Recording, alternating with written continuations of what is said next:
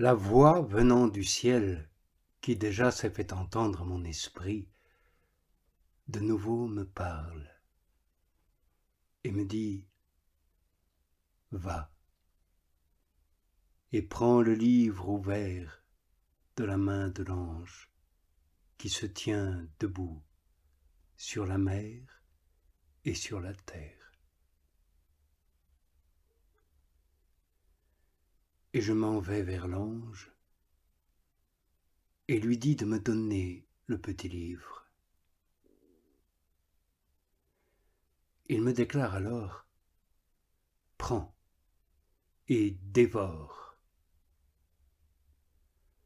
À tes entrailles, il causera de l'amertume, mais il emplira ta bouche de la douceur du miel. »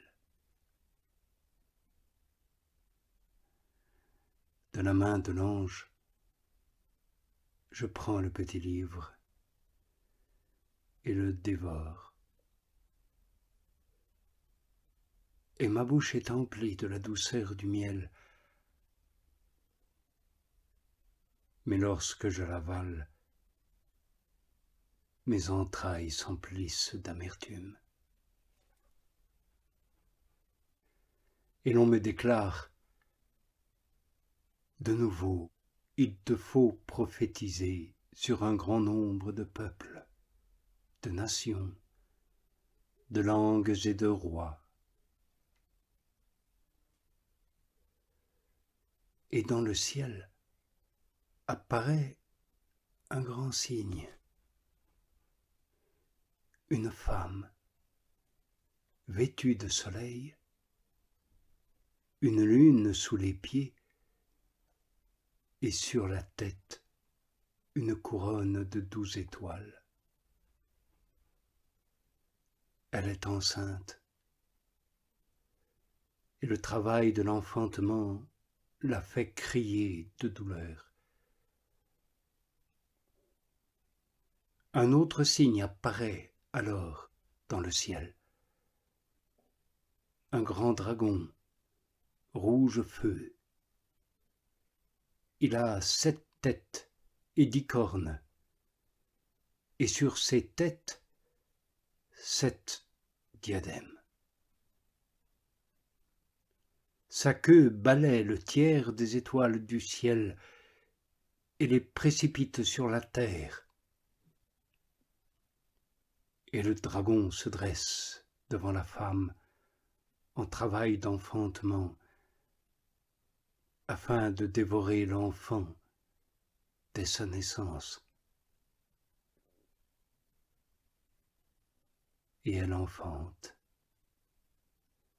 et c'est un fils, un enfant mâle, qui doit mener paître toutes les nations avec une houlette de fer. Et son enfant est élevé auprès de Dieu et de son trône. Et la femme s'exile au désert, où Dieu lui a préparé un asile pour qu'elle y soit nourrie 1260 jours. Et dans le ciel une guerre éclate. Michael et ses anges combattent le dragon, et le dragon combat aussi avec ses anges. Mais il ne peut vaincre. Et il n'est dans le ciel aucune place pour eux. Et il est précipité, le grand dragon, l'antique serpent, celui qu'on nomme diable ou Satan, celui qui séduit le monde entier. Oui, il est précipité sur la terre et ses anges avec lui. Et dans le ciel j'entends une voix forte qui proclame « Voici à présent le salut, la puissance et le règne de notre Dieu, et la royauté de son Christ, car il a précipité l'accusateur de nos frères, celui qui les accuse devant notre Dieu nuit et jour. Mais par le sang de l'agneau, ils sont vainqueurs. Et par la parole dont ils rendent témoignage, ils renoncent à leur vie et souffrent la mort. Voilà pourquoi exultez, vous les cieux, et vous tous qui y trouvez votre demeure, et malheur à vous, terre et mer, car l'esprit malin ne cesse de descendre chez vous, armé de fureur, sachant que peu de temps lui reste.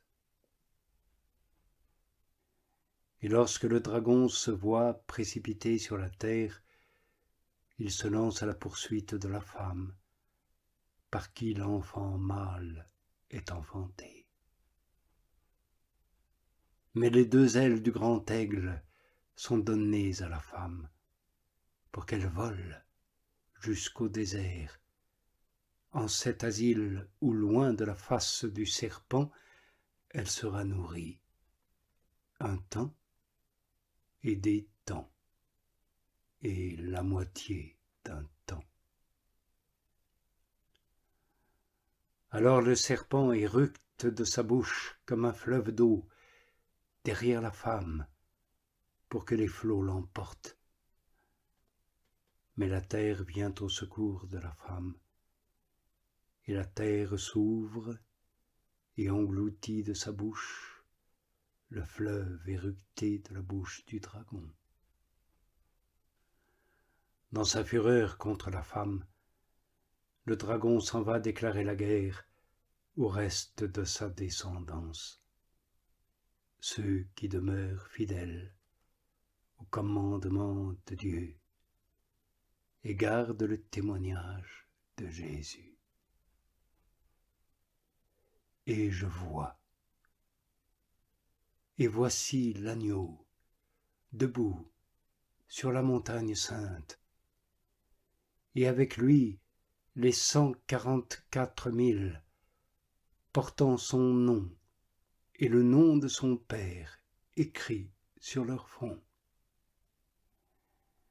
Et j'entends une voix venant du ciel, comme la voix des océans, comme la voix grondante d'un fort coup de tonnerre, et la voix que j'entends est comme le chant des citharistes, citharisant sur leur cithare. Ils chantent un cantique nouveau devant le trône et devant les quatre vivants et devant les vieillards.